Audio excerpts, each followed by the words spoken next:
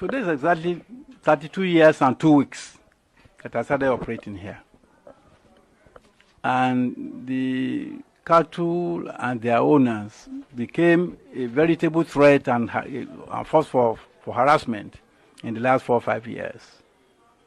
At first, they would come in the night to drink water at the dam. And we saw the dam. I saw that they were there. You can see the cow shit there. And we were tolerant. They drink water in the dry season. That's all right. At that time, they did not touch anything. I did not allow them to stay here, drink water and go. But later, of course, the thing took a different turn all over Nigeria.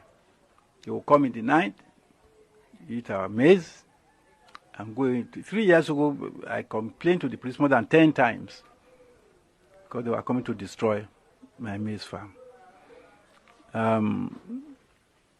Later still, elements of the same people kidnapped me. When people said they were Fulani kidnappers, they said, "How do you know they are Fulani?" But I know everybody knows a Fulani man in Nigeria. The Fulani himself knows himself. He knows he's different from most other Nigerians. He's easily identifiable. We are not children. And when they were tried in court, they said they are Fulani themselves, and 6 of them were sent to prison. So this hypocrisy of that is going on should stop. Now, what I'm trying to say is that I've been at the receiving end for a long time. After I was kidnapped, I was humiliated, I was macheted, I was caught. They came back and killed one of my guards, Ayo. His case remains an unsolved murder case with the police. They killed him and they took away his heart. They opened his chest and took away his heart. The double barrel gun, my hunting double barrel gun license, which he had, they took it away from him and killed him. And every year they set fire to my farm. You know why? There are 2 elements to the action.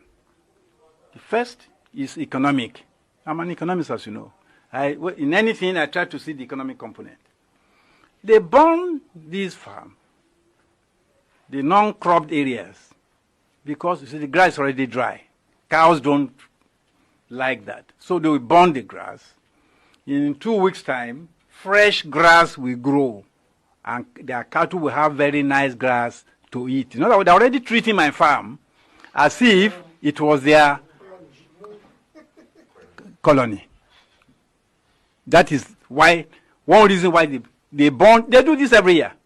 Every year. Last year, they burned the oil palm plantation near the dam. I videoed it. It's with the Commissioner of Police. I have a copy in my house. I showed it at an Afenifere meeting. I showed it at the Council of Obas of Ondo State. Grown trees that have fruits, they burn them. Now, that is not so that cattle can have fresh grass to eat. Grass does not grow on palm trees. So we want to know, why did they do that? To do something that does not enhance their own welfare. It can only be an act of malice and hatred. I believe they have malice against me, they hate me. That is why they will burn my palm trees. They will uproot the palm trees I planted and throw the seedlings away. That does not help their cattle or themselves in any way. Why do they do it? Meaning that if they saw me in person, it is me they will hurt. But since I was not present, they hurt my property. That is, my grown palm trees and the seedlings I planted. So, there are 2 elements here. Part of it is one of my workers here met one of these herdsmen in the bush some time ago. And said, "Why do you wade through those large areas full of grass? You don't eat the grass, you come and be eating our cassava and maize crops." Say, "Why?"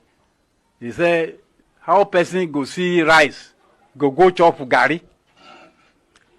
So to the cattle, grass, which they can't even find where they normally come from. When they find it, it is gari, it's inferior food. It is my maize and cassava that is rice, which they prefer. So those are the insults that we go through here. So I thank God that this arson of yesterday, this arson, you could see what they did. They started the fire in a central area. There are palm plantations on the left, on the right, behind, hoping that it will spread.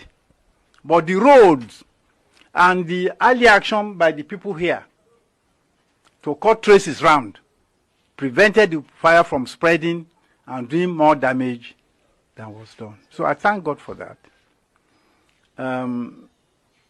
That I condemn it is the weakest way I can speak about it.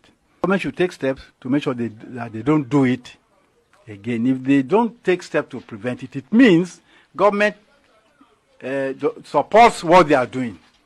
They are not offended by what they are doing.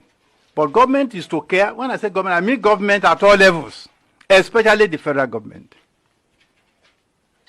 which should be a government for all of us, regardless of how many votes we cast for at election time. We are all entitled to the protection of the federal government.